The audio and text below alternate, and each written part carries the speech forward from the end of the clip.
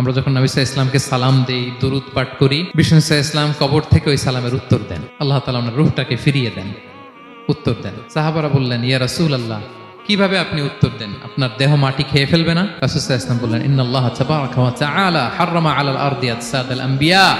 আল্লাহ তাআলা নবীদের দেহকে নষ্ট করা মাটির জন্য হারাম করে দিয়েছেন। কোনো মাটি কোনো নবীর দেহকে টাচ করতে পারে না, নষ্ট করতে পারে না। নবীরা কবরে জীবিত, সেখানে সালাত আদায় করে, তাদেরকে স্পেশাল রিজিক দেওয়া হয়। এটাকেই বলা হয় হায়াতুন নবী।